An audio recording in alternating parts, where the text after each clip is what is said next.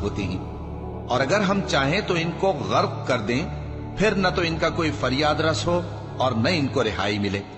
मगर ये हमारी रहमत और एक मुद्दत तक के फायदे हैं। और जब इनसे कहा जाता है कि जो तुम्हारे आगे और जो तुम्हारे पीछे है उससे डरो ताकि तुम पर रहम किया जाए, और इनके पास इनके परवरदिगार की तरफ से कोई निशानी नहीं आती मगर उससे मुंह फेर लेते हैं। और जब इनसे कहा जाता है कि जो रिस्क अल्लाह ने तुमको दिया है उसमें से खर्च करो, तो काफिर मोमिनों के मुताल्लिक कहते हैं कि भला हम उन लोगों को खाना खिलाएं जिनको अगर अल्लाह चाहता तो खुद खिला देता, तुम तो खुली गुमराही में हो। और कहते हैं अगर तुम सच कहते हो तो बताओ ये वादा कब पूरा होगा।